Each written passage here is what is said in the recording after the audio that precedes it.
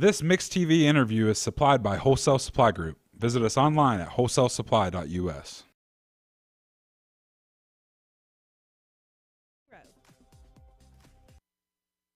All right, good morning, everyone. We go live to Washington here on Mix 1041, 716. Senator Marsha Blackburn. Senator, good morning. Good morning. How nice to join you. Well, thank you. Thank you for joining us, and there is just so much happening.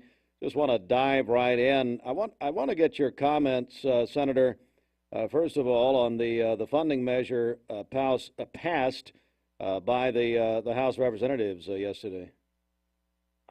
I think it is to Speaker Johnson's credit that they were able to get something through so that we do not go into a government shutdown.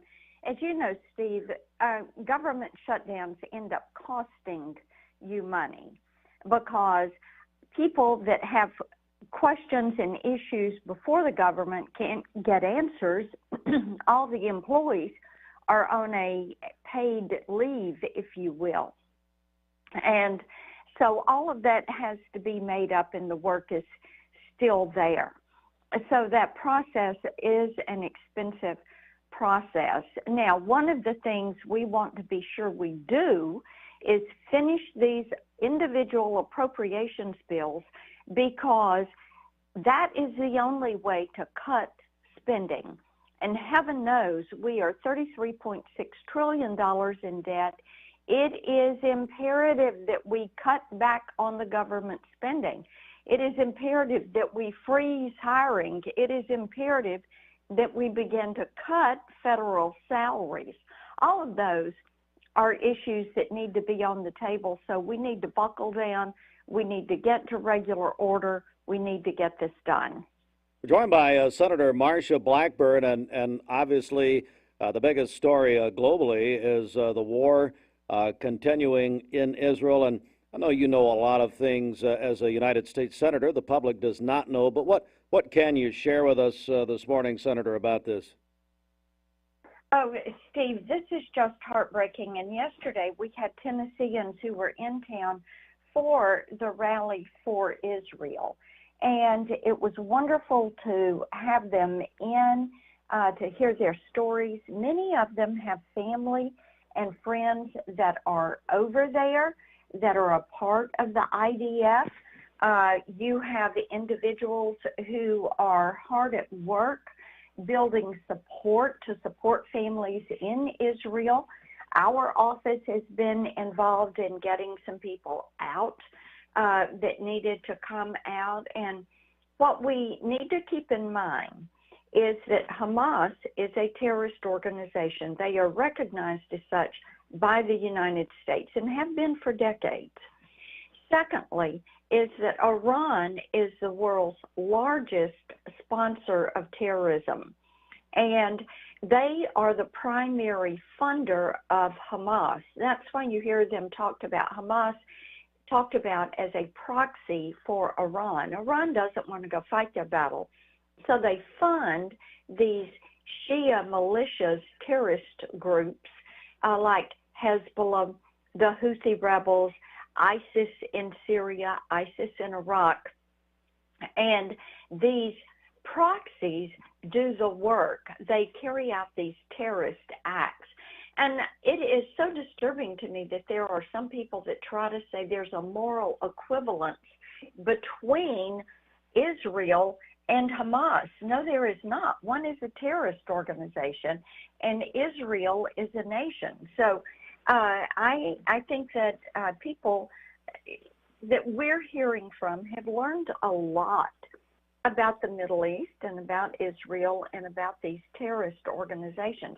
Now, I'm continuing my work. As you know, I've led the effort to freeze the $6 billion, that ransom payment that the U.S. had sent to Iran. And as you know, the administration has now said they've got an informal agreement, but my colleagues and I want a formal agreement that Iran will never get that $6 billion, because if they get a buck, they put that into a couple of different things. One is terrorism, and the other is enriching uranium. We're joined by Senator Marsha Blackburn this morning. President Biden is set to meet with the Chinese President Xi Jinping later today in San Francisco. First of all, what do you make of that entire gathering, and then also what do you make of the president's meeting with the Chinese president? When you look at the fact that China still, to this day, will not answer about COVID, they will not admit to their role in shipping fentanyl into Mexico. They will not admit to bullying Taiwan and the other island nations there in the Indo-Pacific. And then Xi Jinping is allowed to come here and warmly received. And our president says he will go meet with him, and he's trying to strike a deal with him when they will not accept that responsibility for COVID, when they won't come clean about the spy balloon, when they won't deal with TikTok and the propaganda that our kids are being exposed to on TikTok. To me, he should demand that they make those changes first, and then that would open the door to a conversation, rather than going for a conversation and saying you need to do this. I think Xi Jinping should not have been warmly received, and I do not think there is any foundation for him to have a direct meeting with the President of the United States. All right.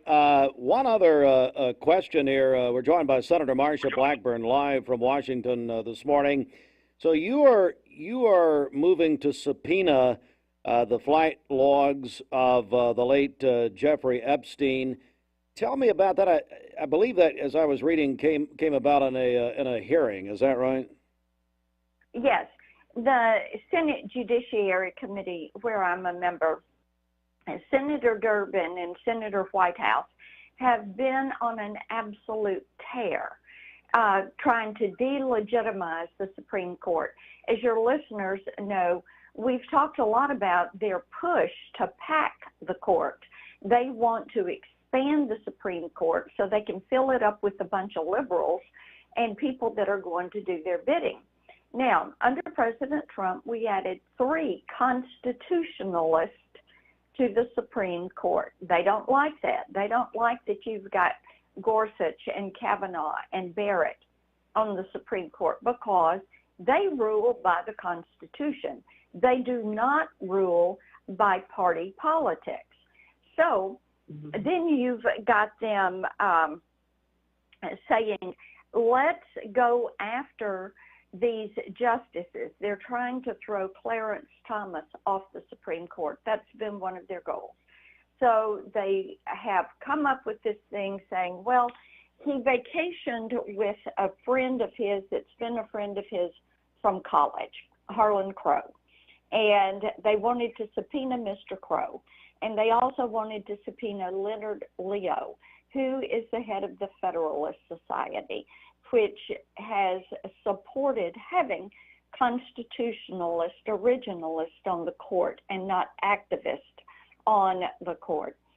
So we had a committee meeting to review the subpoenas, and the chairman, Durbin, was going to call the vote on the subpoenas. So I sought time, and I said, okay, if you're going to have subpoenas, I have written up some amendments to your legislation, and it would require some other subpoenas.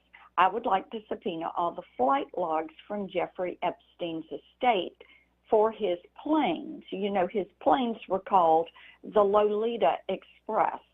And I said, let's find out exactly who was on those planes, where they were picked up, where they were dropped off, how long they stayed on Perp Island, which was Jeffrey's Island. This was an enormous and obviously quite lucrative human trafficking, sex trafficking ring. And I think that people want to know if there are companies that they are shareholders in where you had some of the executives of that company participating in this. We want to know those things.